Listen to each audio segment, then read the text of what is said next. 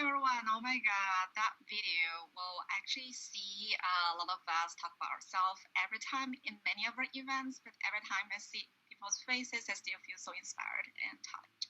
So it's such an honor to have all of you work with me. And hello everyone again, this is Edie. I'm a librarian, also part of the ACIEP team. Welcome to our Black Apida Solidarity Research and Community Highlight event co-sponsored by ASCIEP and Asian American Studies, CDSC, which stands for Civil Discourse and Social Change, Season Act Now, University Library, and the USU. I'm so proud, right? As a campus community, we can come together to make this happen. I want to thank each one of you for making time for this important discussion today. Our attendees, thank you so much for being here today with us. Please give us feedback by using the survey we're going to share in the chat, and I look forward to seeing more cultural solidarity and civic engagement efforts out of this event. I know many of you are doing this already. Please feel free to share that out throughout this event. We have to communicate more and collaborate more with all of you. For example, with the state primary quickly approaching and knowing that Black and Apida communities are disproportionately underrepresented in voting, I highly recommend all of us to consider register to vote. I know not all of us are eligible to vote, like myself, but there are other ways we can get engaged. Again, feel free to share your thoughts on other initiatives and ideas of how we can take action in our individual efforts to promote cultural solidarity and civic engagement. I'll now pass it along to Serena for our land and labor acknowledgement. Thank you so much, Ding, and thank you everyone so much for joining us today in this virtual space. We definitely want to take time for a land and labor acknowledgement. So a land acknowledgement is the practice of recognizing the importance of the land and valuing that we have the privilege to live on it and that it also provides us with the things that we need, such as food, water, and shelter. It is also about recognizing the deep history of the land. So as we come together today in this virtual space, we acknowledge that we are on the traditional homelands of California's first people, and we are on unceded Tongva land, and we pay respect to them and all indigenous people, past, present, and future. By doing so, we are also reminded that Native peoples are still on this land. At the same time, we acknowledge the historical mistreatment of all First Americans, the mistreatment in the forms of violence, the spreading of diseases, the breaking of treaties, the displacement and the forced relocations of people, and the denying of culture and language. The tradition of resistance is over 600 years in the making, and there is an indigenous and intellectual tradition that has roots on this continent. In addition, I also want to add a labor acknowledgement to this part. We acknowledge the unpaid labor that it took to build the institutions around us. We are acknowledging that there was a system of enslavement in this country that has an impact on our current world. We respectfully acknowledge the enslaved people, primarily of African descent, who provided exploited labor on which this country was built. It is important to do this because often these folks do not get the recognition. It is always important to remember that an estimated 10 million enslaved African people were forcibly brought to the Americas beginning in the 1400s to 1865. Countless millions of Black people suffered in bondage in the United States until slavery was abolished in 1865. We also acknowledge how the end of slavery was followed by a series of discriminatory and repressive laws that created a racial system of legitimized and anti-Black racism. The labor of enslaved people built many of the institutions that we benefit from today. The economics of the transatlantic slave trade and the selling of cotton allowed the United States to become a leader in global trade, and in order to correct our path and to have a better understanding of our world, we need to recognize and understand these errors. Learning about the history of social movements connects us to the past, and to contemporary movements that struggle for social justice. Learning about these counter-narratives also allows us to honor Native peoples of the land and communities of color. Let us continue to provide a space to share stories of struggle and resistance, and this also allows us to share in intellectual and cultural wealth, and educating ourselves and educating others is how we truly acknowledge and honor. Thank you so much, Serena, for giving us a moment to focus on and honor the past and present struggles of our siblings and our neighbors. I'd like to invite the audience now to find out more about the land that you reside on with the link that we dropped in the chat. Let us know who you are at CSUN, what programs and orgs you're a part of, and whose land you are currently occupying. For example, I'm based in Pasadena, so I'm on land stewarded by the Tongva people, as well as Gabrielino land. Yeah, if you could drop it in the chat, we'd love to hear more about y'all.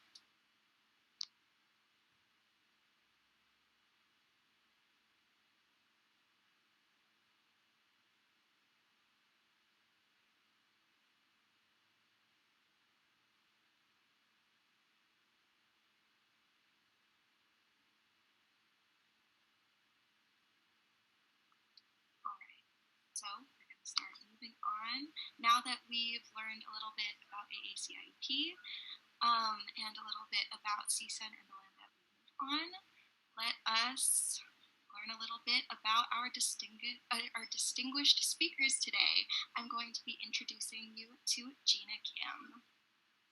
Dr. Gina Kim is an associate professor and associate chair of communication studies here at Cal State Northridge. She is a faculty senator and serves as a member of the Faculty Senate's Educational Equity Committee. She is trained in Asian American Studies as well as Ethnic Studies and received her PhD from UC San Diego. Her research and teaching centers trans-Pacific feminist organizing as it intersects with racial justice projects in the U.S., especially in relation to ongoing war, militarized migration, militarism, and dispossession. She authored Post-Colonial Grief, The Afterlives of the Pacific Wars in the Americas, and co-edited a special issue of the Journal of Critical Ethnic Studies on the topic of interventions in Pacific Island and Trans-Pacific Studies. She received the 2021 NEH Award for her book In Progress, Against Forgetting, Trans-Pacific Feminisms for the Comfort Women. Everybody, please welcome Dr. Gina Kim. And next, I'm going to pass it to Ashley. Yes, and our next speaker is the amazing Dell Williams. Dell Williams is the Acquisitions and Social Work Program Librarian at the University Library. She is currently serving as the president of the Black Faculty and Staff Association. She is a member of the Black Student Success Council and the Project Rebound Community Advisor Council. Dell serves as the CSUN representative on the California Faculty Association Council for Racial and Social Justice and on the CFA Statewide Anti-Racism and Social Justice Steering Committee. She recently began working with the African American Infant and Maternal Mortality Community Action Team, serving the San Fernando Valley and Santa Clarita Valley. Everyone give a round of applause for Dell Williams. I would like to introduce Michael Williams. Michael Williams is a community activist and organizer who primarily works for Black Lives Matter Los Angeles. He also advocates for justice on behalf of the families of those who have been murdered by police, including the families of Waukesha Wilson, Ricario Mack, the chosen family of Vanessa Marquez, Anthony McLean, and dozens more. Michael started his advocacy after the murder of Mike Brown in 2015, but it was after meeting the family of Kendrick McDade, who was killed in 2012 by Pasadena police, that he dedicated his life to fighting against state-sanctioned violence and for justice. He is currently co-leading the Pasadena wing of Black Lives Matter LA and is working to get justice for Kendrick McDade, J.R. Thomas, and Anthony McLean. Everybody, please welcome Michael Williams.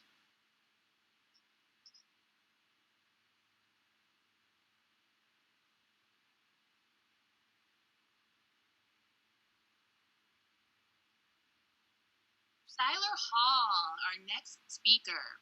Skylar is a fourth-year undergraduate student at CSUN, majoring in political science and minoring in Asian American Studies and Civic and Community Engagement. They are a student intern with the Asian American Studies Pathway Project, the sole Apida-specific institutional resource here at CSUN. He is also a general member of Apida, Los Angeles, an organization fighting for the national democratic movement and liberation of the Philippines from U.S. imperialism. Skylar has led multiple projects focused on intersectional community support and solidarity building, such as winter clothing drives for the unhoused community, planning intercommunal BIPOC-centered student wellness events, and building pathways, all puns included, to success for marginalized populations. Everyone, please give a big round of applause for Skylar Hall.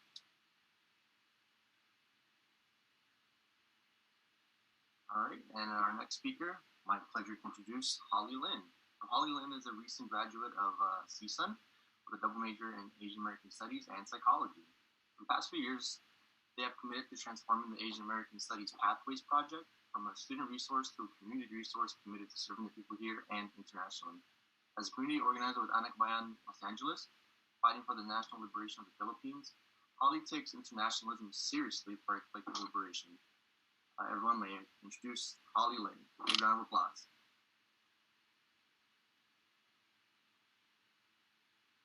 Thank you so much. Another big round of applause to all our speakers.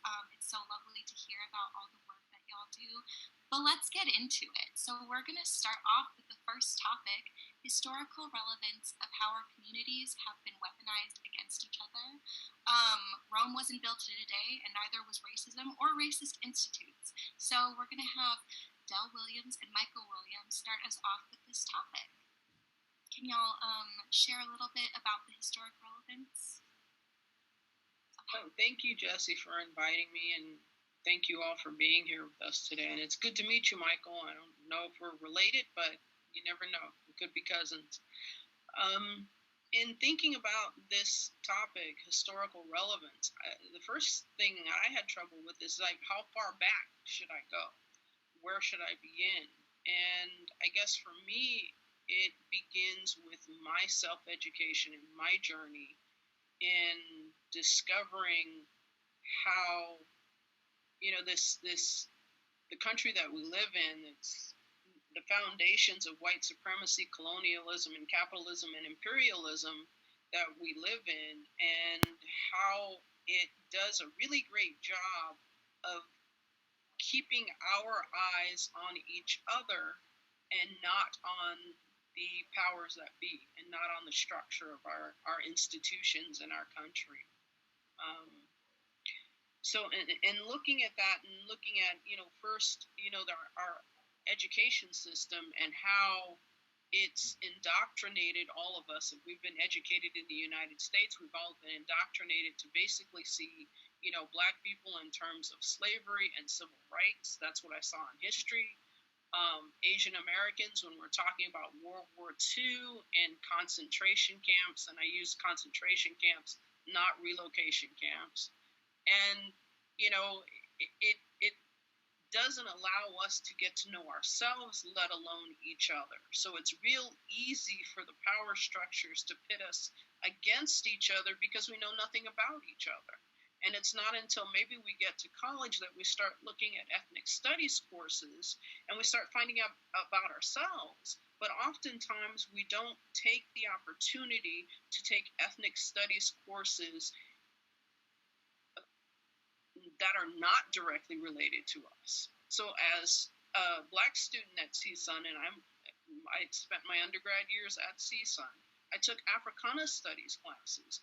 But I didn't take Asian American studies classes. I didn't take Chicano studies classes. So it's like those were not for me.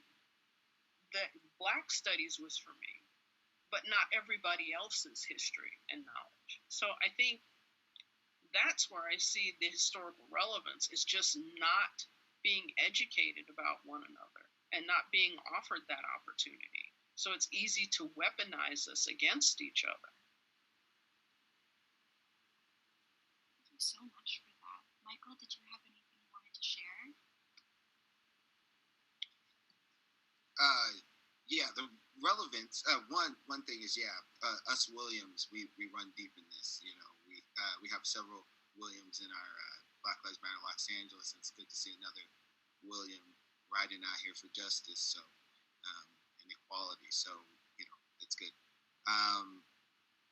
Yeah, relevance. I think it's important that people understand when we're talking about connecting struggles, especially around race, it's the idea of white supremacy and how that affects everyone, including white people, right? There is no such thing as freedom or equality or justice under a white supremacist system. And so, as long as there is that, there is no gaining power or losing. There's only losing power within the structure. And so, because of how racism and white supremacy is set up, all minorities and even white folks are being manipulated and exploited through that. And so all of our struggles are interconnected. Everything that we can do to combat white supremacy is helping one another. We need to tear down all these systems, all these preconceived notions, all these things that we have within our communities that are tying us back. We need to remove all those things because all those things help to work to diffusing and taking down systems of white supremacy. And that is the key part of talking about how things have been weaponized against us and how our communities interact with each other, is that we all are trying to survive and find our place within a system of white supremacy. And the more we work to take down those systems, whether it be in our own community, whether it be through our interconnected struggles, whether it be through learning about one another's cultures, all those things help to take down white supremacy and help everyone become a freer and happier people.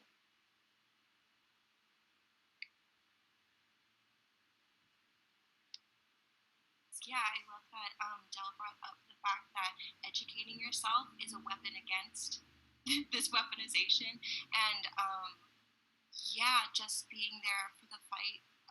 Serena was saying in the chat, your fight is my fight. Did y'all have any lasting thoughts, or shall we move on to the next topic?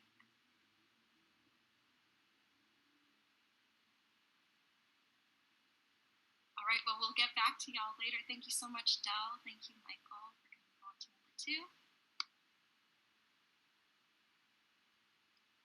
All right, well, I think that is a really good segue into this next topic about the fight for ethnic studies. We know that the fight for ethnic studies has been going on for decades, and students and community organizers have always led this call, right? We see that we have fought to see ourselves represented at universities. We've also fought for language justice, and we've fought to have that education that we can learn about ourselves and also learn about our brothers and sisters in this fight also. So with that, we're going to have our speakers, Dr. Gina Kim, Skylar Hall, and Holly Lynn, if y'all would share with us just a little bit about what the fight for ethnic studies means for you. And whoever wants to start can jump in. I can start, or Skylar or Holly, do you want to start? All right, Dr. Kim, that's fine. Okay. So I just want to echo what Del and Michael have already said. The Williamses have said, thank you so much for inviting me to be a part of this discussion. And I had shared earlier in the rehearsal that rereading this material, thinking about Black Asian solidarities has brought me so much joy, and so I'm so grateful for this invitation. So this fight for ethnic studies, I've been thinking about this from a few different perspectives. I've been thinking about it from my understanding of the ways that ethnic studies is instituted, in particular, my relationship with Asian American studies, which is, I went to college on the East Coast. And so we really saw ethnic studies, like Asian American studies and Latino and Latina studies, as the latecomers. Africana studies was already established in many institutions by the early 80s, but Asian American studies and Latino and Latina studies and now American Indian studies is getting instituted a little bit later. And then I also thought about this question in terms of what I learned in ethnic studies, and it's so connected to what Del Williams, has so insightfully pointed to, like the things that we don't learn. So as for many of us here, ethnic studies changed my life. I was an undergraduate student in the 1990s at Columbia University, and we started to organize for ethnic studies. That's when I first met Yuri Kochiyama. She was living in Harlem, and the students and faculty, and I was just a regular human being. I was not particularly brave. I knew that I wanted something more. I wasn't learning something. But then this movement came, and I became a part of it, and it changed my life forever. It changed my direction to everything forever. After participating in the strike for ethnic studies, I learned things about my history that made me feel less ashamed about being Asian American. It gave me a way to understand my relationship to my parents, who I never really quite felt connected to, because I felt like I was American and they're immigrants. And, Asian American studies gave me a language to bridge that. And so after ethnic studies, it gave me this power to want to do more. I went and worked for a union. I participated in a protest against the murder of Black people in New York and got arrested. It just gave me this power to reside in the university in a really different way. And so, like I said, in the East Coast, as Asian American studies was being developed, it was really filling in a gap. And so in the West Coast, it's really different. In the CSUs and CSUN is the second largest, oldest Asian American studies department. The mobilization happens early, like in the 1980s. But in, the East Coast, it's really happening a little bit later. And as we saw in some of the slides, ethnic studies is something that universities have had to accept. They didn't offer it. It wasn't given to us. We fought for it. It came out of grassroots mobilization, student mobilization. We had to fight for it. And Asian American studies is a struggle that fought alongside Black power and Third World liberation. Our goal is to transform whole systems, not to accept meaningless inclusion, into the institution. And so, as now that I'm a professor and teaching these courses and this material, I see that some of the places where we fought for Asian American studies got instituted. At Columbia, we have an Asian American Studies department and program, but some of the ones that we fought alongside at the same time, like at Harvard, Brown, Northwestern, they don't exist, and so it's just precarious. I think it's safe to say that ethnic studies occupies different temporalities. It's so advanced in some places, and it's still in need of support in other places, and so we need to have coalitions. The other thing that I wanted to say about what I learned, through ethnic studies is that, for me, Asian American studies is entwined with Black feminist thought. These were the first people I learned in my Asian American studies courses. I'll never forget Audre Lorde, the Black Combahee River Collective statement. This bridge called my back. Audre Lorde, free while any woman is unfree, even when her shackles are very different from my own. It is still so important for me today. Bell hooks too, exactly. The idea of the oppositional gaze. And so Asian American studies, as I know it, is intersectional. It's multiracial. And like I said, through Asian American studies, I met Yuri Kochiyama, who was raised in a concentration camp during World War II, and then became one of the members of the Black Panther Party. One of the most famous images of her is cradling Malcolm X's head, as he lay dying after he was shot by white supremacists.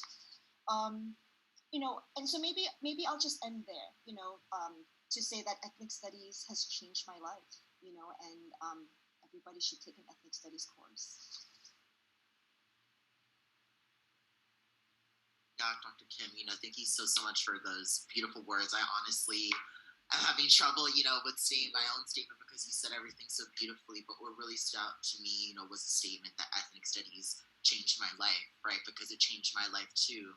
And I'm so grateful that the first ethnic studies course I ever took, there were 2 courses my freshman year. It was public speaking and the history of Africans in America before 1862. Those classes, really laid the foundation and inspired me to take Asian American Studies courses, and is a lot of the reason why I'm here today. And so, seeing that solidarity even within our ethnic studies departments now with programs like ACIAP is so critical, right? I'm really, just going back to our past, that was already mentioned too, right? This fight for ethnic studies happened because we had solidarity, because we had international solidarity, right? For example, the Third World Liberation Front, right? In the late 1960s, which was, colonized, marginalized people around the global south, around the colonized world, saying no to imperialism, right? Standing up and finally, gaining our rights, finally gaining that mass mobilization, seeing the storm at Valley State in 1968 and 69, that was a product of, again, that solidarity of, colonized, oppressed people around the world and, on campus at CSUN.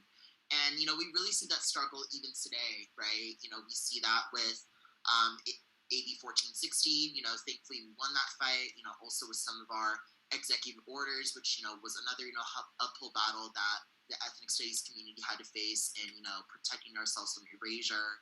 And, really also programs like I'm a part of, like the Asian American Studies Pathways Project, right? At Pathways, we still need to struggle with, surviving in this neoliberal institutional model where we are, at will to these, bureaucratic grants that we may or may not receive unless we prove it otherwise, right, to the institution. So really just having to deal with our own survival every day, having to worry about, being the only resource on campus while, also, having to fight for our survival every day in this white supremacist institution. And so I really think, at the basis of ethnic studies is this solidarity component, and if we let these, identity politics of today, sway us, and if we let these, oppressive, thought patterns and systems really permeate, our work, if there's no solidarity in it, then I don't want it, because I just see the importance of solidarity so much, and I see that's how critical that is in the fight for ethnic studies today in the 21st century, for sure.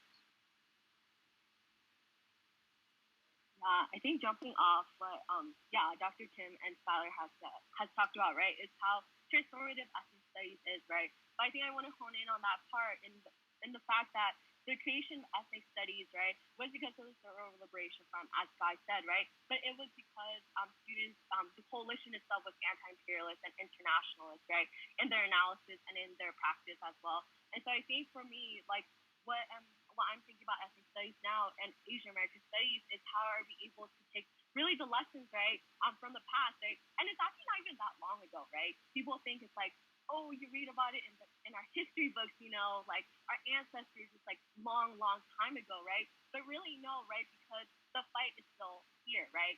Student activism and community organizing, right? And students organizing is still present today. And so for me, I really want to think about and like have been thinking about how do we actually take Asian American studies and ethnic studies, right, from the ivory towers, right, like really right from the four walled institution, right, and bring it into our own communities. And really, like, what did people do with like Asian American studies and ethnic studies back then was to really serve the people, right, and to put its theory into practice.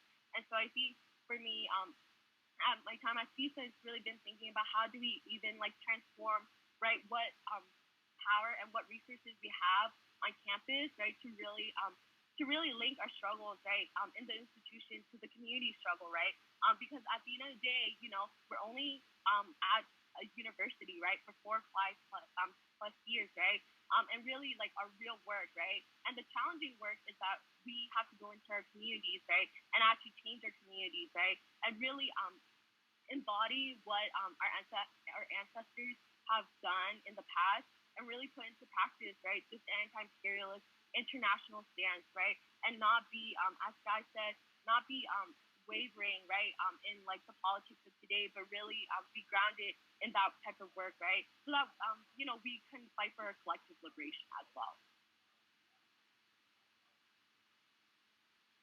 Thank you so much, Dr. Kim and Holly and Skylar, for just sharing your experiences on how ethnic studies has really changed your lives, and how you're just really taking what you've learned and really just pouring it back into our communities and giving our communities that power.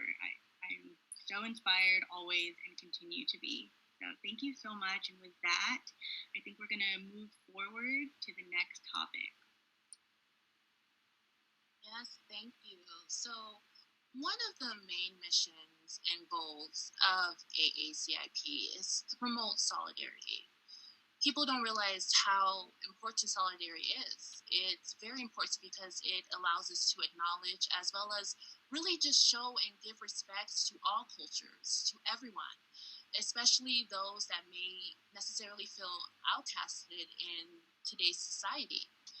In order to make a change and promote solidarity, we need to practice it wherever we go, not just necessarily in our personal lives around family and friends, but also our professional lives, our work, as well as in our institutions.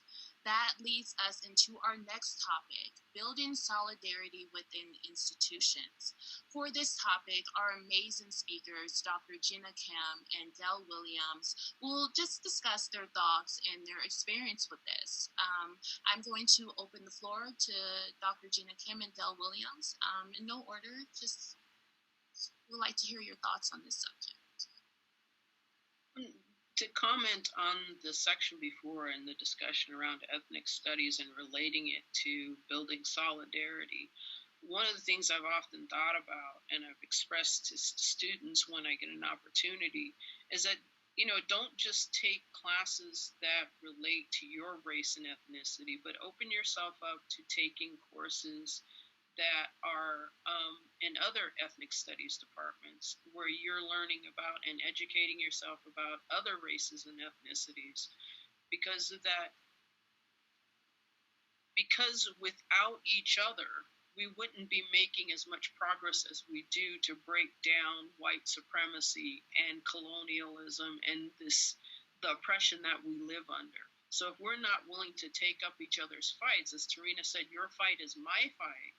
If we're not willing to look at the world in that way, we are not going to make much progress in fighting just for our own group. And one of the best examples on our campus, I think, of building solidarity is not just this group that's put on this event, but also the Black Student Success Council. Because when most people hear Black Student Success Council, they think, oh, that's all Black people working for Black students. Well, in reality, it's administrators, faculty, staff, students from many different racial and ethnic backgrounds working towards a common goal. And I think our institution is beginning to open itself up to those possibilities. By looking at this group and looking at BSSC, we can see that by building solidarity across campus, we are much more effective when we're working together than we're working in our own silos.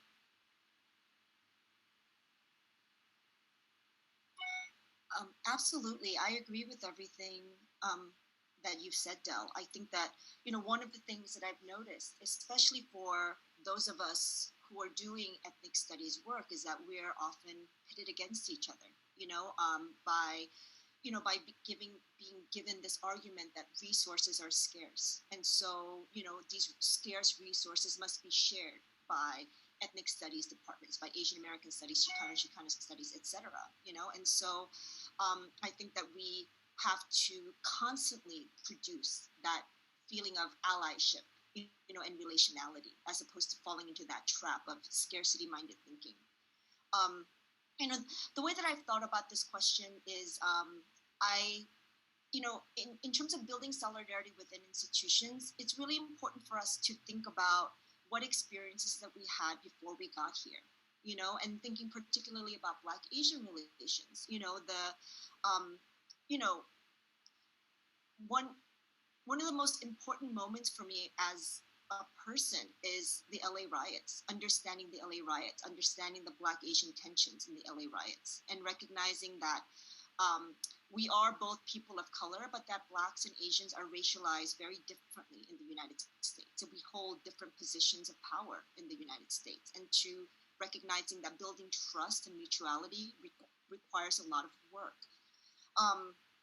I think that, recently, especially because of the rise in anti-Asian violence, our communities are really hurting. It's happening at the same time that we know that, Black and Brown communities have suffered just the heightened number of deaths during COVID, right? Like we're sharing this pain together.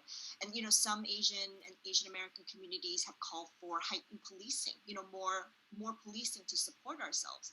But that's not to protect ourselves, but that is not, but that doesn't take into account what's happening to Black people, African American people, right? It's like, and also heightened policing and heightened investment in the carceral state is also violent against Asian Americans. And so thinking about what we're experiencing, but putting that in conversation with what is happening to other communities, that is so significant to building solidarities.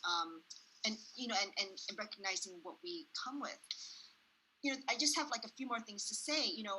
I think that one of the things that's difficult for many of us who are doing this kind of diversity work or ethnic studies work is that, Sarah Ahmed writes about this, that sometimes the institution hates us for the work that we do. We have to do it, right? Like universities have to comply with diversity and Title IX and civil rights and like these kinds of things, but they don't like it. People in positions of power don't like being told. White people in positions of power don't like being told that the things that they're saying is racist, or that they have to change what they're doing because it makes them uncomfortable. And so sometimes I think that many of us might feel this. We feel the brunt of other people's anger as we're doing this work, and so we have to really protect ourselves and each other as we're, and that's a part of the solidarity that you have to build when you're doing this kind of work in the institution. I remember one of my students once said, universities fake care by giving awards. We have to be mindful of, the kind of inclusion that doesn't really, we can't fight for the kind of, fake inclusion. We're really fighting for true deep structural changes, right? That allows us to recognize the places in which the university is a space of violence, and how we can dismantle that. So I think and finally I would say that when you're doing this kind of work, building solidarity work, doing ethnic studies work, calling out anti-Black racism, sometimes you make complaints, and complaints against the university are seen as burdensome. You are the problem for bringing up the fact that the problem exists, as opposed to the problem in of itself. So again, we protect each other. When one of us speaks at a meeting, we support each other. We don't let just African American people, Black people talk about anti-Black racism, but we developed a language to talk about that as Asian American people. As members of the other community. So that's what I've been thinking about in terms of this topic. And I'd like to add, in building that solidarity and taking up each other's fights, I mean, in the last year, one thing that's come up under my radar, which if you had asked me 2 years ago what I knew about it, is the caste system and the discrimination that's happening on CSU campuses and across this country. Because 2 years ago, if you'd mentioned the caste system to me, I would have said, well, that's not something that happens here, in my own ignorance. But in speaking with my colleagues and trying to understand that people bring their cultures and their communities with them, and oftentimes there are things that are brought that are enacted upon here that we in the U.S. are ignorant of. So not fully understanding the caste system, I wasn't understanding that this was something that was brought here to the U.S. and is being exercised in a way that's hurting people. And colleagues talking in California Faculty Association about adding caste as a category for protection under anti-discrimination laws was suddenly something that came on my radar, and it said, this is something I need to educate myself about. And I would say to all of you that we need to begin to advocate at our institution here that caste be added as a protected category in our anti-discrimination rules here on this campus and on every community that we're in. Because this is just another example of our own ignorance, or my ignorance, and not understanding what's happening to people that are right here in front of me.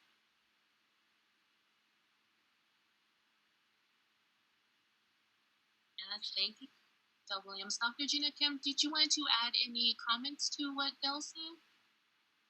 No. I mean, she said it perfectly. Awesome. And Del, did you have any more comments you wanted to add?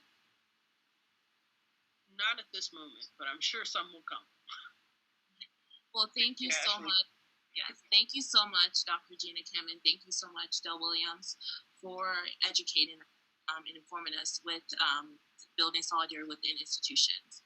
What you both talked about was very educational and informative. I agree with you, Del. It's definitely important to take classes not just from your racial background, but from all. From doing that, we can learn and we can grow. Dr. Gina Kim, I also agree with things that you said, recognizing our history and understanding that both Apida and African Americans, we do both go through a lot. If we can come together and we can build allies, we can kind of just fight and just have our voices heard. So thank you so much, Dr. Gina Kim and Del Williams. And with that saying, we are going to move over to our next topic. So we just heard about building solidarity within our institutions, institutions of power, institutions of business, institutions of education. And I wanted to bring back the conversation around something that Holly said earlier. This very beautiful statement about fighting for our collective liberation. And one of the best ways that we can start by doing that is within our own communities. Oftentimes we overlook our communities because we're thinking of the bigger picture, but our communities are where our friends are, where our families are, and where we become people. Is where we grow up and where a lot is more personal. And with that, I would like to welcome Michael Williams, Starla Hall, and Holly Lynn to talk about community organizing and their experience within their own communities.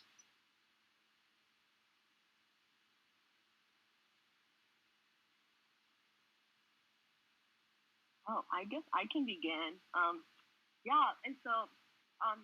think I can start out with my community organizing experience. I actually started organizing when I was in high school, when I was a junior, because I was like looking, as a high schooler, I was like, what will I do with my free time, right? And I was actually exposed to the idea of community organizing and joining an organization, right? Which I think a lot of people don't understand is that in order to actually organize your communities, right, is that we must have consolidated power, right? And where does that power lie in? It's in mass organizations, right? And I think because I joined an organization called the Chinese Progressive Association, and for 2 years I was actually learning how to organize in the San Francisco Unified School District, right, around mental health, right, more accessible mental health resources in our high schools, and also around Proposition 55, which would actually tax the top 1% of people in California, right, and that money that we will get will funnel back into our school systems, right, our healthcare system, etc. And so I think that was when I actually started community organizing. But what I didn't realize then was how much what it means to actually build power and to overlook, right, like the identity, right, of like, and also just like the what's that word? The imposter syndrome of organizing, right? A lot of people, right, assume that, in order to organize your community, you have to be knowledgeable, right? You have to have these perfect skills, right? But what I'm here to say is that you don't, right? Because when you start to organize your communities, you are actually developing those skills, right? And you can only make progress and build these skills through social practice, right? So how are you going to build skills when you don't even have the practice in? And so I think, and I think I want to talk about, so I started community organizing back in high school. And then now I organize with Anagba in Los Angeles. And I think I'm kind of, and I think that's where international solidarity comes in, is because Anagba in Los Angeles is a Filipino grassroots youth and student organization, right? Fighting for the national liberation of the Philippines. And so I am Chinese, right? I'm not Filipino. I have no connections to the Philippines at all. I didn't grow up around Filipino like culture, etc., right? But when I came to CSUN and I was organized by Underbar in Los Angeles, and was really found right at the Glen Watson House by organizers, I really understood that what it meant, right, to unite under a common struggle, right? It didn't matter whether or not I was Filipino or not, right? Whether I spoke Tagalog or not, right? Whether I understood like Filipino culture or not, right? But it really is how do we like move beyond our borders, right? These like identities and these labels that we have put upon ourselves, right? And really understanding that because I am a skilled, I have privilege in getting a college education.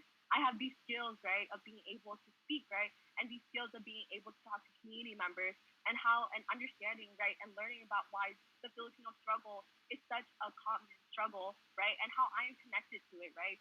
For example, right, the U.S. has sent billions and millions of tax dollars to the Philippine National Police and the Armed Forces of the Philippines, right, in which the government, the fascist Duterte government actually uses to, murder innocent civilians, right, poor people, right, and human rights activists and organizers, right, who they terror tag as terrorists, right, and how I am literally, I'm a U.S. citizen, and how my U.S. tax dollars are literally connected, like we always say that our blood, like the blood of the Filipino people is on our hands, whether we like it or not, right, whether explicit or not. And so I think what I want to share is that really when we understand that our fight, right, and that my love for the Filipino people, right, it's not just the love for them, but it's that when we win the movement in the Philippines, right, we win for the whole world, right? We win for all oppressed peoples around the world because it will create a momentum so big, right, that will inspire other national liberation movements across the world, right, to continue fighting, right? And it's a long, protracted struggle, right? Like it's going to be a long struggle, but I think when we're united under that we want to destroy U.S. imperialism, right, and the three basic problems of the Philippines, that's when we are able to actually build the collective power, right, to create actual change. And so that's what I wanted to share.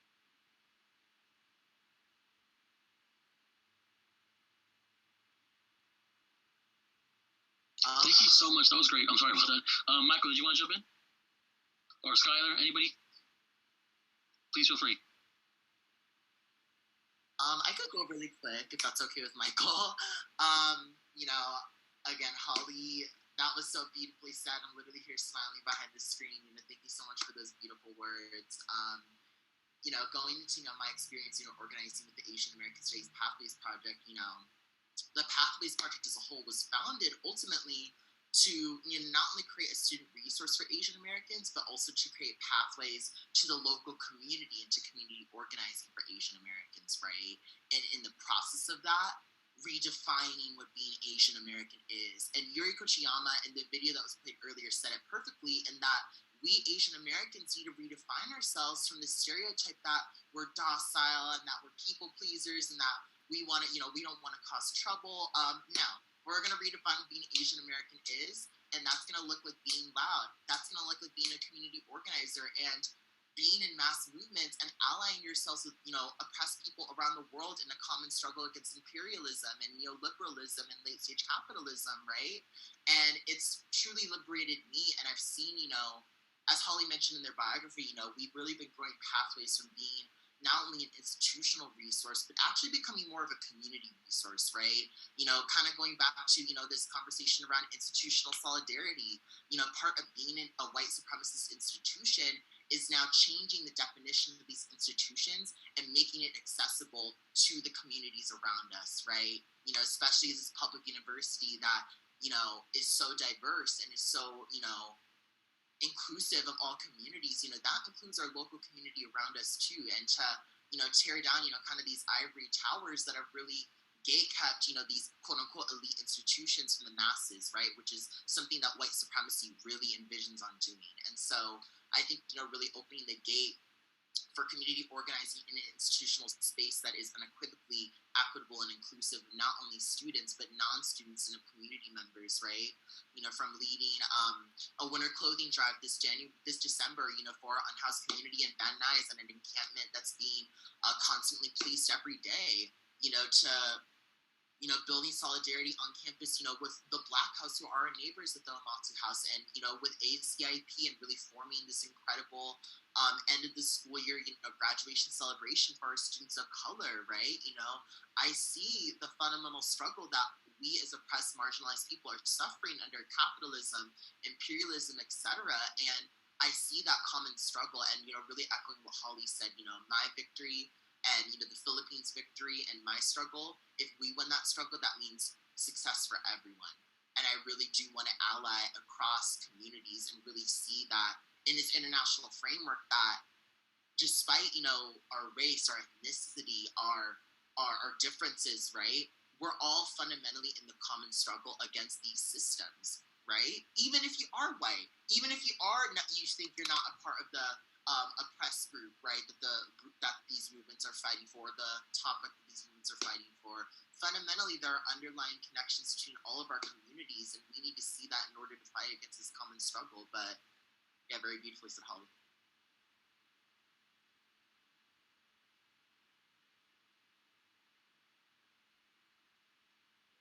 I guess I'll just jump in. When we talk about community organizing, sometimes we kind of make it a little complicated. Like we kind of complicate it and make it seem like it's this big task. The way I got involved was simply just showing up. I found things to show up to, and I went. And if you're here in this room and you're either you're attending or you're speaking, you've already taken half the step, right? Which is showing up. Just showing up to things and finding ways to get involved with organizing. I think a lot of times us as academics or people who are part of academic institutions, we forget that the knowledge that we have needs to be applied to things that are going to shape our society and our world. And our grander vision beyond just creating help mechanisms is to shape a world that all of us are free and all of us live in a world that we want to live in. And it's showing up to things like this and taking it beyond that leads us to that space, to leads us to that vision. And so it's really about showing up and finding what you're showing up to. I always say, a friend asked me this a while back, and we were getting ready to leave college and the college that we were in, and he was wondering, like, are we going to stay friends, blah, blah, blah. And I always say, like, you make time for the people that you care about. You make time for the things that you care about. And so, I know a lot of the excuses in our head is, well, we're too busy, we don't have enough time, we don't have enough things. But we have to remember that, again, this small-term successes pale in comparison to what we're trying to achieve going forward in the world that we want to see. And again, going back to what I said before, there is no success under white supremacy. There is no success under capitalism. There is no success under patriarchy and heteronormacy. There's no winning under those conditions, right? So we have to take those things down first for all of us to become successful. And we have to do that to bring others along with us and to continue pushing forward and bringing into a new world that we want to envision. And so, it's doing the small things. It's doing the work. It's showing up. You don't have to be a leader. You don't have to be a super knowledgeable person, as Holly was saying. You don't have to be, this mastermind of political thought. It's just about showing up. I've had many different, when I think someone asked me to put my bio, it was kind of hard to decide because I've done many different roles and had many different things within Black Lives Matter and other organizations. And it's just, I've always been determined to show up and keep showing up in any capacity that I can, and in small ways and big ways. Me, I personally do a lot of in the street work. I do a lot of protesting and getting into politicians and systems and institutions' faces and trying to get them to make changes that are necessary. But other people have found other ways, and it could just be as simple as sending a post or signing a petition or sending a letter to your senator or to your council person. Going every week or once a month to a city council, knowing what's going on within your city, what resources does your community need, finding out what to plug in where you're going. Those are the things that help build community organizing and help to build communities in general. And I'm going to give a little self-plug, not a self-plug, but our own plug. Every Wednesday, we have a End Police Association's rally on 1313 West 8th Street in front of the ACL building. And that's a good way if you want to start plugging into something.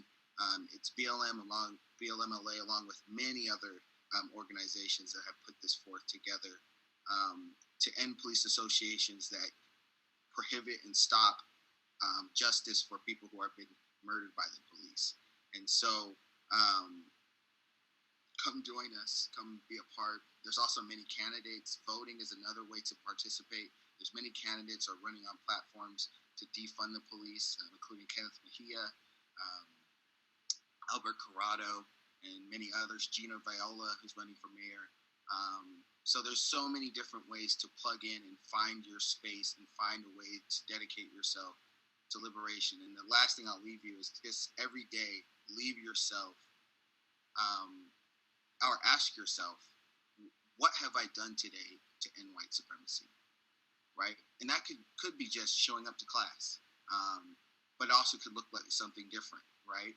So always ask yourself, what have I done today to end white supremacy and to help build the world that I want to live in?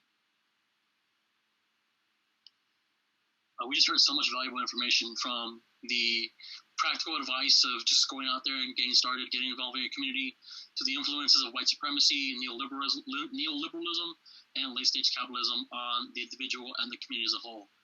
Are there any final thoughts from our speakers? Michael, Skylar, Holly, any final thoughts?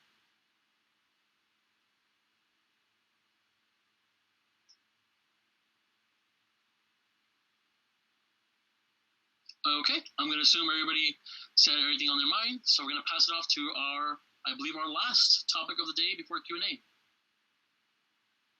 Thank you, Skylar, Michael, Williams, and Holly Wynn for discussing the importance of community organizing, that pretty much anyone can be an organizer, and that we all have a common goal of galvanizing against these systems of oppression, such as capitalism and imperialism. We know that our struggle on the ground in the U.S. is directly linked to international struggles against imperialism and colonialism on the Gaza Strip, the Philippines, Ukraine, and the struggles for sovereignty around the world.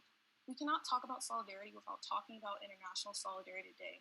So it's my pleasure to welcome our speakers, Dr. Gina Kim, Skylar Hall, and Holly Lynn, to discuss our topic of international solidarity.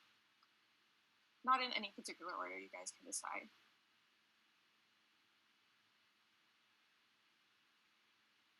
Is it possible for me to go first? I actually have a short presentation that I'm going to pull from an educational discussion workshop Anna Klein Los Angeles did before. So is it possible for me to share screen? Yes. Do you have access now, Holly?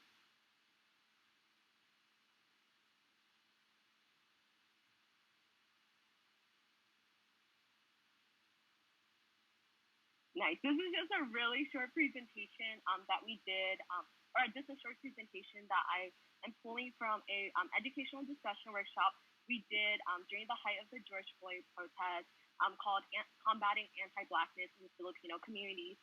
But really, right, how are we also broadening from this education, like this workshop, right, into our own Asian community as well? And so I would kind of go through really quickly. If folks wanted to another, like an actual workshop, let us know or DM us on IG. But really, we start out with a quote, right, by Angela Davis from Freedom is a Constant Struggle, right? That says, but now, how do we talk about bringing various social justice struggles together across national borders? So we're talking about Ferguson and Palestine. How can we really create a framework that allows us to think these issues together and to organize around these issues together? right? Really, like, how are we bridging struggles, right? And finding the common unity, right? And uniting on something that we can unite to fight against. Because, there might not be, we might not think of, have the same analysis on everything, right? But having that common unity is what we are able to hone in on and to advance our struggles together. And so this is actually one of the slides that says, what can we do as Filipinos or Asian Americans to fight for Black liberation, right? As we already said, our struggle are interconnected, and our liberation is interconnected as well. And so we define imperialism, right? This is going to be a very quick, but we define imperialism in Underground Los Angeles as the economic ideology to expand a country's rule over other nations through the use of military force and political gains to enforce economic control of other areas, right? And so we already know about colonialism and imperialism in our histories, right? And so how are we connecting it back to the Black liberation movement? So in the past, in the 1960s, the Black Power movement, right, was an internationalist, largely working class led movement and struggle for Black self-determination. And so during that time, the leaders of this movement identified that capitalism and U.S. imperialism are the root causes of their community's suffering, and thus they were targeted for assassination and incarceration by U.S. imperialism and state violence as well, right? And so what is the answer, right? We have internationalism. This is actually our definition of internationalism. Internationalism is a political principle which advocates for greater political cooperation and solidarity among nations and people. This is the firm belief that the people of the world should unite across national, political, cultural, racial, or class boundaries to advance their common interests, right? So really, right, we are understanding that there are these differences, right? And there are specific identities that people hold. But how are we going to unite, right, across all of these things, right, for one common struggle, right, for collective liberation? And so these are some examples of actually international solidarity that we can pull from, right? So the International Hotel, or the I Hotel in SF, used to house Asian laborers in SF, right? And house actually many Filipino and Chinese laborers. And so that little part of SF was actually called Manila Town. And so the demolition was actually ordered by a real estate company, right? That company to destroy 10 blocks of the community in 1968, and actually was going to gentrify and evict these Asian laborers, right? These elders. And another eviction notice by Four Seas Investment Corporation in 1994. And so why is the I Hotel? You hear about the I Hotel in our history books, right? But why is it important? Is that actually the Black Panther Party actually put themselves on the line, right? In support of this in support of this struggle, right? They put themselves in front of the line, in front of the tenants and organizers, right? And though the tenants were evicted that day, right? It really showed how the Black Panther Party, right, was internationalist in the sense that they were visiting Chinatowns in the past, right, to radicalize folks, right, and to organize folks and offer their knowledge on what organizing means. And so this is also just one last thing I want to share was that in the Philippines, right, at the peak of the George Floyd protest happening in the U.S., activists in the Philippines took a knee, right, as an act of international solidarity because they understood that because the U.S., right, and the Philippines have an history of terror tagging activists, right, and human rights defenders, right, calling them terrorists, right, because what they were doing was actually providing for these communities, right, the basic needs that the government cannot provide for them. And so this is really cool in the sense, that they took a knee during the George Floyd protest. And actually, one last thing was that the Sabotahan is an anti-imperialist women's group indigenous women's group in the Philippines, and they actually learned about the Black Panther Party, right, and the lessons and the best practices that was that the Black Panthers were using in the past, right? And so in this video, they said that in the history of the Black Panthers Party, we related to their Serve the People programs, like free health clinics, free liberation schools that taught Black children the history and kept them fed. This reminded us of our own Lumad schools, right? Their indigenous struggles, which give free culturally relevant education, holistic health, and food security. We, the exploited people, should continue our struggle so that we achieve victory, right? And so you would think, right, the indigenous peoples of the Philippines, right, in the countryside, in the mountains, right, across the waters, right, will know about about and learn about the Black Panther Party, right? And really take into heart, right? And how they can advance the struggles to serve the people as well. And so I think these are some of the examples that we wanted to share in terms of international solidarity.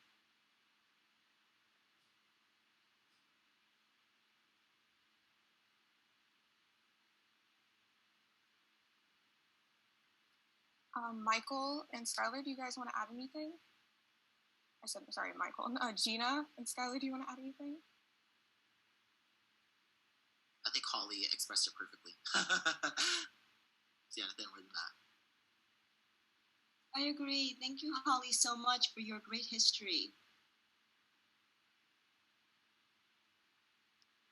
Okay, awesome. So I just wanted to, before we move on to question and answer, I just wanted to say, can we please give another big round of applause for our amazing speakers, Dr. Gina Kim, Del Williams, Skylar Hall, Holly Lynn, and Michael Williams. Their conversations today on these topics were so amazing, very informative, very educational, and we want to just hear just a little bit more. So we are now going to open up the floor to questions and answers. If you have a question, you can feel free to type it in the chat, or you can type it in our question and answer box. I actually have the first question, and this question is open to all of our speakers. Can you speak a little bit about your personal journey with internalization racism? Yeah, I think I could actually speak on this. So growing up, I am mixed race myself, so I'm Japanese American and white, and I grew up in Torrance, California, which is a very large Japanese American and Asian American community, a very diverse community, and very close to other communities in the southern LA County area, right? So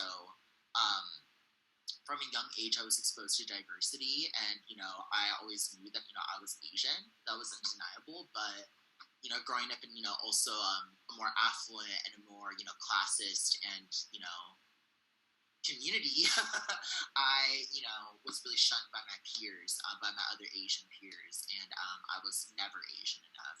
I was never included in the friend groups. I was always called white, I was always, just othered, and I was always in this gray area, even especially within people within my own Japanese community who said that I didn't look Japanese enough, or that, I was too far removed. And so, that all really, made me internalize, a lot of this struggle, and it made me not want to be Asian anymore almost. And, I still saw myself as a person of color, especially when I got, more of like a political consciousness in like high school and stuff. And, I've always, before attached myself more to the BIPOC struggle from a young age, because I saw the similarities, in other communities, but didn't realize that in the process I was removing myself from the one thing, that was so central to me, that was my Asian identity. And, it was actually when I came to CSUN and, took my first, ethnic studies courses that really empowered me and really showed me that I could redefine what being Asian American is, and that I can, get into community organizing, and I can make a difference because my lived experiences are valid and I'm not alone in that struggle. And so through taking these courses where I've been unlearning my own white supremacist, values about myself, and, unlearning, so much of that what's been colonized within me, I'm really not only decolonizing myself, but fundamentally dedicating myself to decolonizing and getting imperialism out of the colonized world, out of the other colonized masses, right? So yeah, it was really ethnic studies that took me above that before, when I was in, a regressive state, but definitely.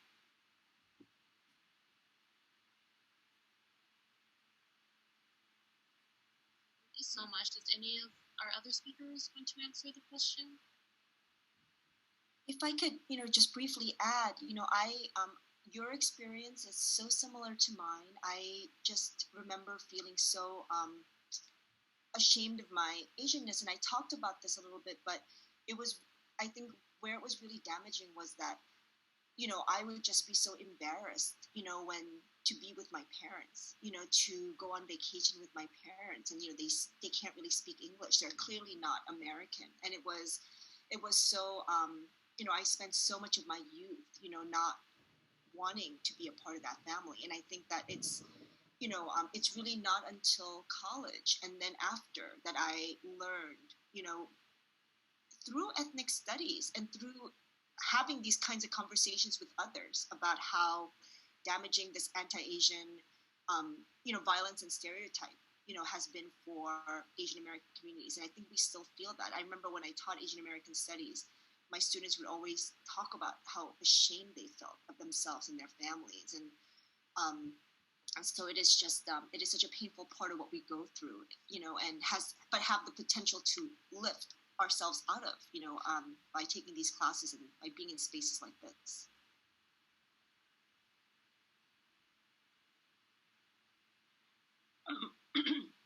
In the opening video, when Malcolm X was talking about who addressing a Black community, and it's like, who taught you to hate yourself, right?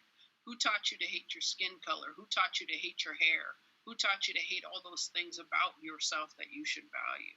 So for me, it's been, a long journey to appreciate my Blackness and appreciate my dark skin and appreciate my nappy hair.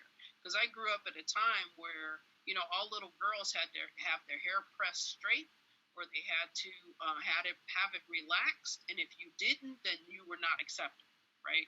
It was all about good hair. And then I came to a point in life where I just cut off all my hair. I said, that's it. I'm not going to play this game anymore. So doing that actually had all the older Black women in my family having issues with the fact that I cut off what was considered good hair, right? But it liberated me, and it changed how I would see myself, and it changed how I looked at other Black women, right? And I can appreciate all the different types of hair and textures that we all have and not feel bad or ashamed about it anymore. So it was just a really liberating experience to just cut it all off and start over. Thank you, Del. That was great. For the sake of time, let's ask one more question. I would like to hear from all of our great panelists. What do you think is one way that we could build a stronger bond between our Black and Apida communities? Please feel free to jump in.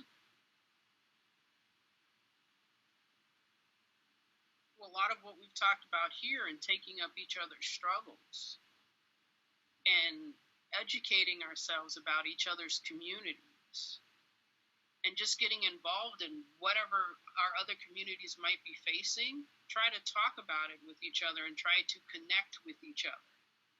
So experience like this, I think, is phenomenal. This is great. And I think we should continue having these types of conversations where we all jump in and talk about those topics that are important to us and how they connect us. Because I think the more we talk and the more we self-educate, the more we discover that there are so many things that we are so alike on, that we've experienced similar things, and we can actually talk to each other's experience.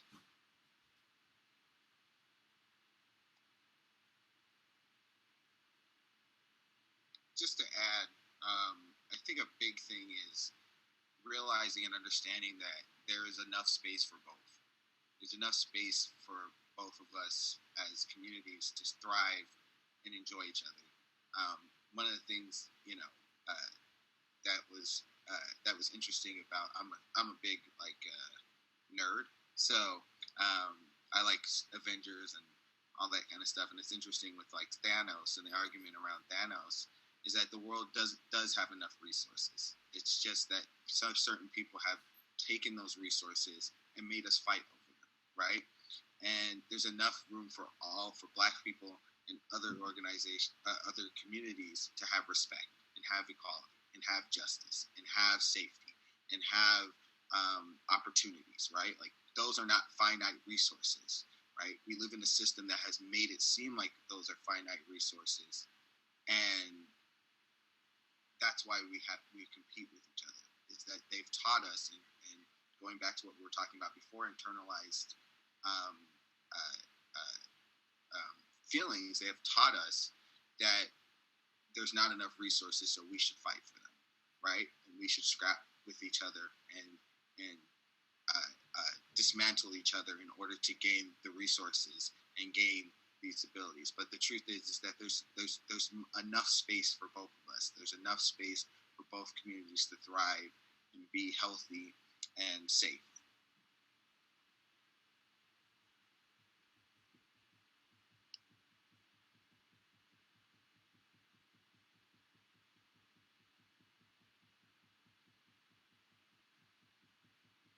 Absolutely.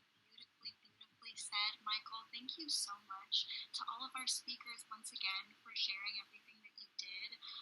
It was so incredible to be in fellowship with all of you and to hear about, all the ways that we can make our world more inclusive, make it better. As Michael said, there is space enough for both of us, for all of us. So thank you so much for highlighting that. I just want to plug our socials very quickly as we are wrapping up. Be sure to follow us on Instagram and Twitter for our future events. One of those being, like Skylar said, the multicultural block party that we're having May 5th. We're so excited for that, so stay tuned for the details.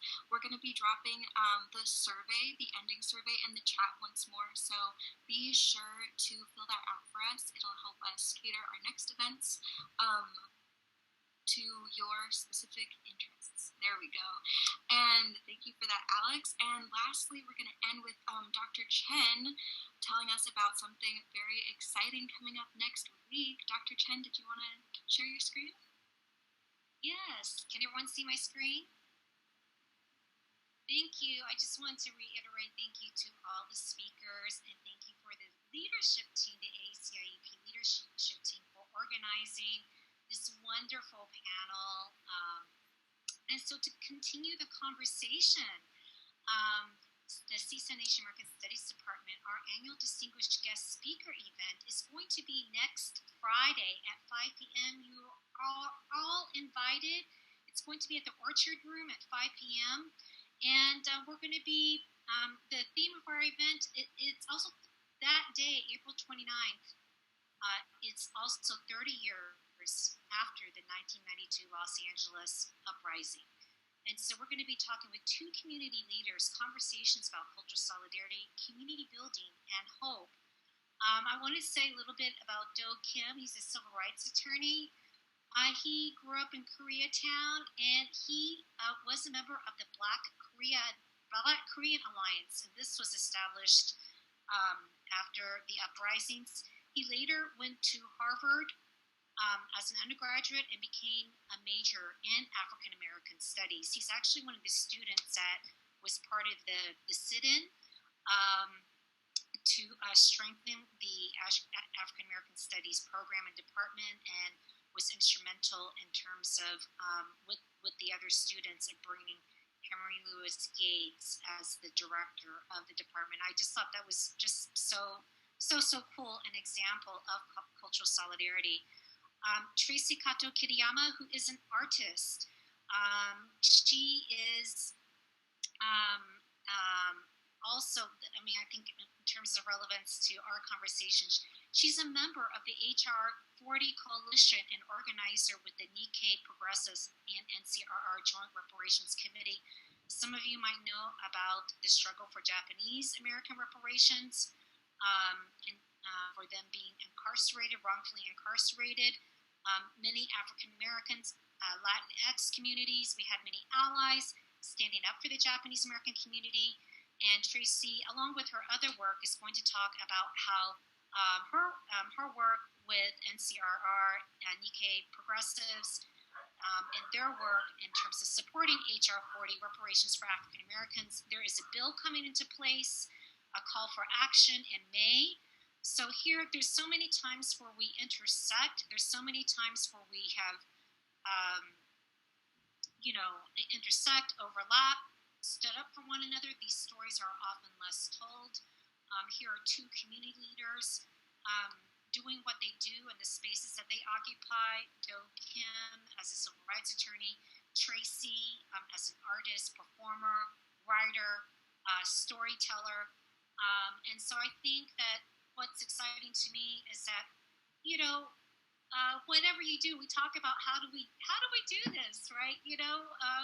How do we become the next Michael Williams, right? Part of it is showing up. Think about just the spaces that you already occupied, could be your own communities, right? Whatever your passions are, Roy Choi does it with cooking, and he's got these great things. He's a kind of celebrity chef, but he's doing great things. He partnered with the first African American food delivery company, right?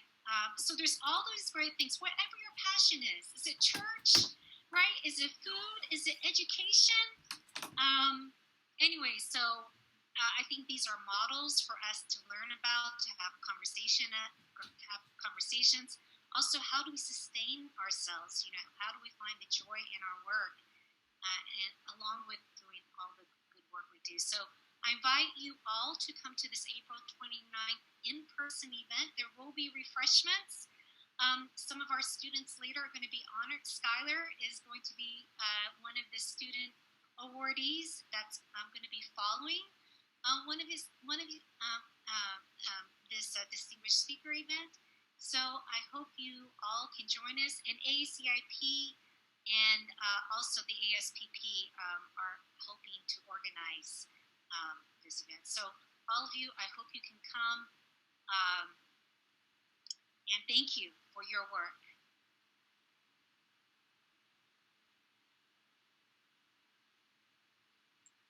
Yes, thank you so much, Dr. Chen. And once again, thank you everyone for coming out to AACIP, Apida and Black Solidarity Research Highlights event. We hope you all learned something. We hope you all feel inspired and encouraged to go out and fight and let your voices be heard. Please, once again, follow us on our social media accounts, and we will see you at our next event. Have a wonderful day, everyone.